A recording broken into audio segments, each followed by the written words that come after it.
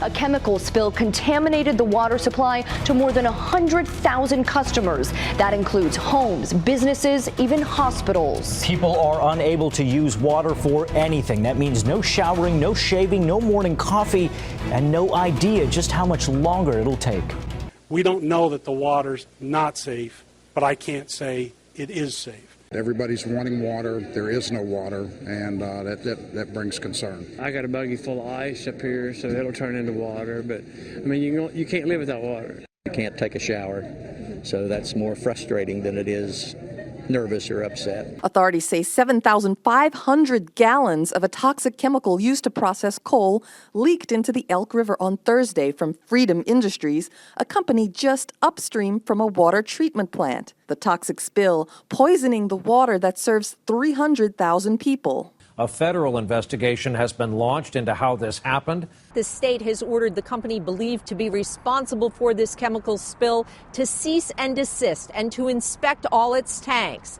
Meanwhile, FEMA is on its way here to Charleston to help deliver water to those residents who can no longer turn on the tap. I understand boiling water, not be able to drink it, but not even put it on your body. It's outrageous. Water is a prevalent feature in the state of West Virginia. I mean, it was clear almost immediately that no one was prepared. I was live on the air when the governor's first tweet went out basically announcing that this had happened. And at first, we didn't really know what that meant. I was on the set, I was anchoring, as I said, and so I immediately sent a note to our assignment editor and said, check into this, let's see what this is. And finished anchoring the rest of that segment of the newscast. During the commercial break, came out, checked in, we'd gotten a little more information. We'd confirmed that yes, this came from the governor's office and it is a do not use order. I think from an economic standpoint, there were so many people that couldn't go out and afford to go get a hotel room, couldn't afford to go drive 30, 40, 50 miles to another place to take a shower, to do their laundry, to do the necessities with water, that I think that because of that situation, people just had to go ahead and use it. I think one of the difficult things when you try to compare any natural resource like water to another natural resource like coal or any mineral that maybe gets mined, is that the value, the economic value of water spread across so many different facets of life that it almost gets, pardon the pun, but it gets diluted. Yes, censored journalism is absolutely here to stay. And the reason that is because it's actually part of this other ecosystem, which is called the Internet of Things, and some people call it the Internet of Everything.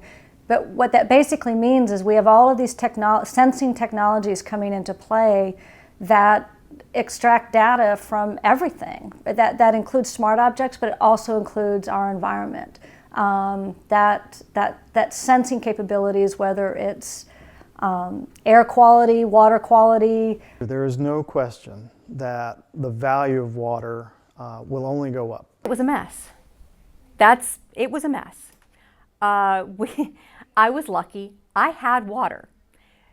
But that meant I was sort of ground zero for people who needed showers, who needed to fill up water bottles, for people who just kind of wanted a place where they could get away from the no water situation wherever they were and feel a sense of normalcy for a little bit. What the chemical spill taught us is that water is extremely valuable, and we just often take it for granted because we have so much of it. This was not handled well, in my opinion, at multiple levels. And I think a lot of that had to do with the fact we were in uncharted territory.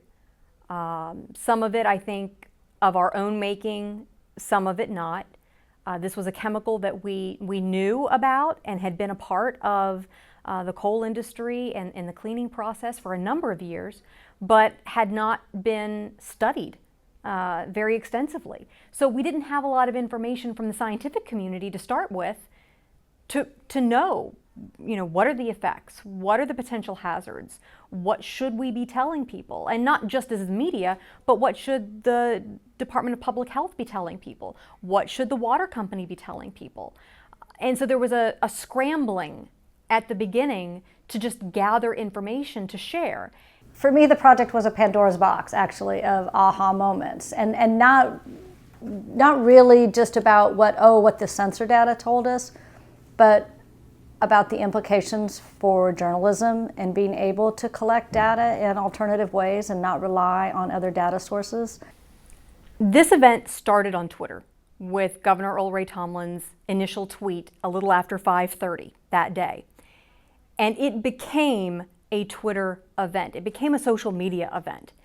And I think it's one of the best examples I've seen of the way social media very quickly engages large numbers of people and can give quick snippets of information, updates to a continuing story.